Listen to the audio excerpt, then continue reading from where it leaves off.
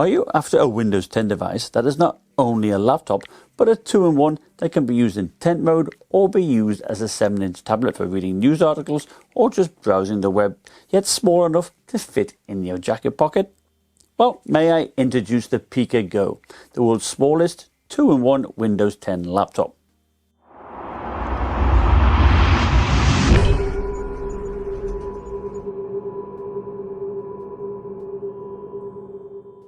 Hi, this is Stephen from OWNorDisown.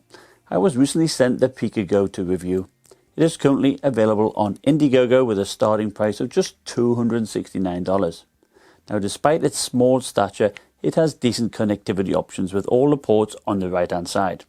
You have a micro SD card slot which accepts the card all of the way in, a combo headphone mic jack, a mini HDMI port for video out, a full-size USB-A port and a USB Type-C port, which can be used for both connectivity or for charging.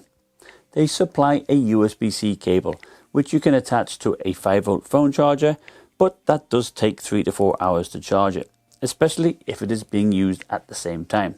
Or you can use a larger USB charger, like my Dell 130-watt one, which cuts charging time down.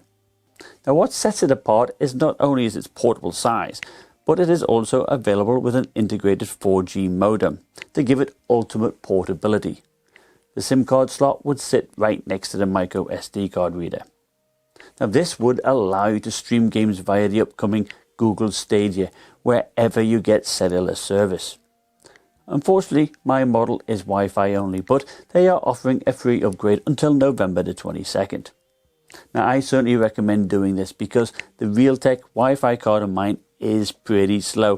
Even right next to my router, I was only getting about 5 megabytes per second when normally I would get 15 megabytes per second when downloading a game via Steam. This leads me to one drawback. The operating system is Windows 10S, a secure mode that only allows apps from the Windows Store to run. One benefit of this mode is that it is safe from malware from the web, but functionality is limited.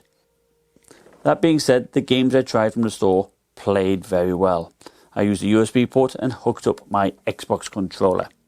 You can also connect to an external monitor to give you more screen real estate using a mini HDMI to HDMI cable. And since there is only one USB-A port, you can plug in an adapter to give you more ports so that you can connect a mouse and a keyboard. If you have Windows software you would like to run, then all is not lost.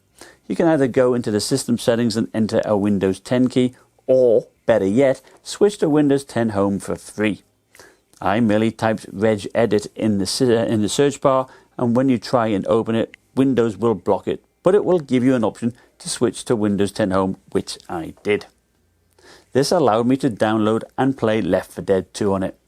Here I have it alongside an iPad, so you can actually see how small the Peakago really is.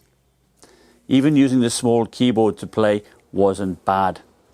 Just don't expect massive frame rates. The system is powered by the Cherry Trail Intel Atom Z8250 CPU, which is a 4-core, 4-thread, 2-watt CPU with a base clock of 1.44 GHz and a single core boost of 1.92 GHz.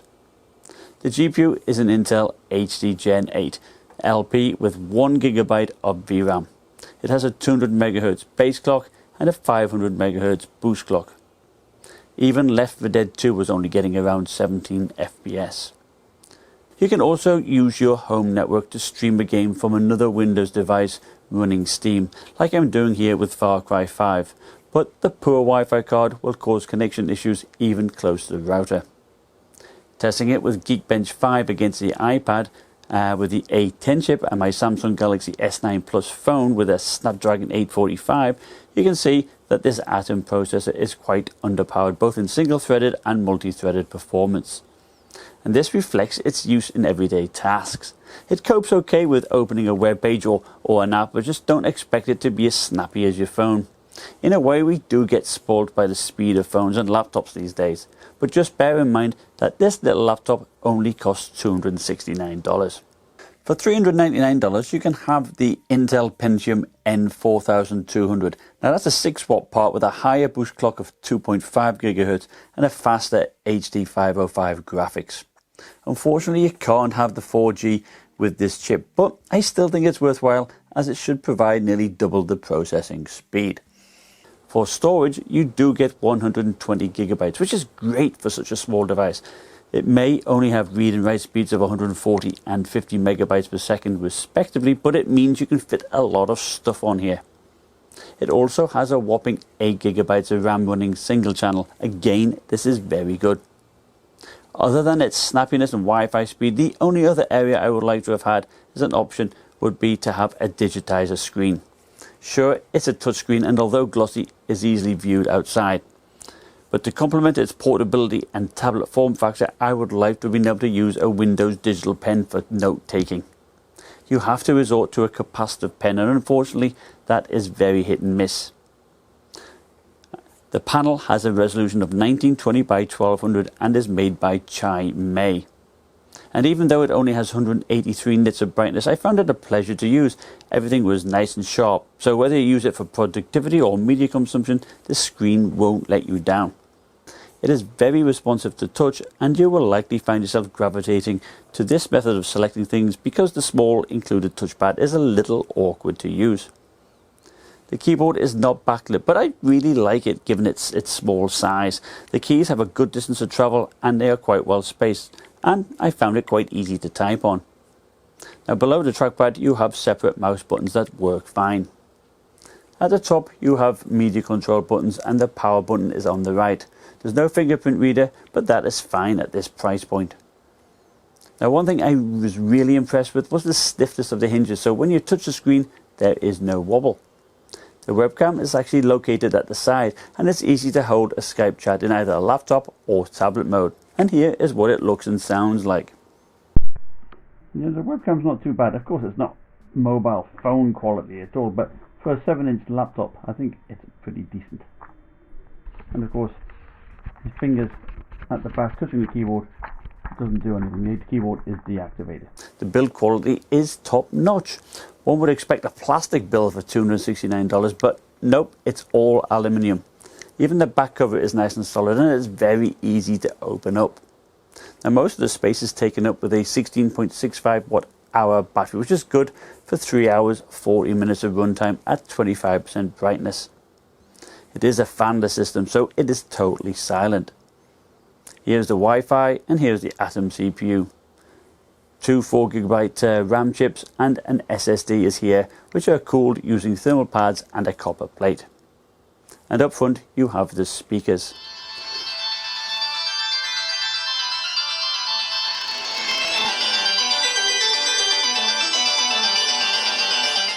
As you would expect, they do sound a little bit tinny, but loud enough to fill a small room. They are quieter than those on my Samsung phone though, which is a shame. Fortunately, headphones worked great though. Here is a comparison between the GPD Win and an iPad with a keyboard dock, which is much bigger than the Peakago.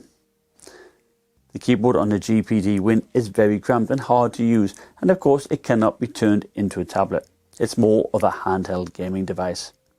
So the Peakago with its good keyboard and ability to turn into a tablet makes for a good balance between them all, especially at only 539 grams or 1.2 pounds.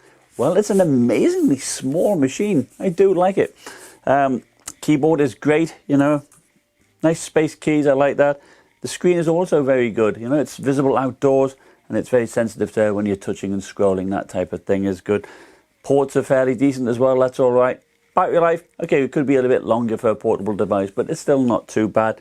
And I do like the fact that you can upgrade the CPU to make it feel a little more snappier. I wish you could do the same with the hard drive, but if you're used to a mechanical drive, it's about the same speed as that. The Wi-Fi, you know, is a little bit poor, but, you know, you can have the option, of course, going for the 4G model, which might be better for you.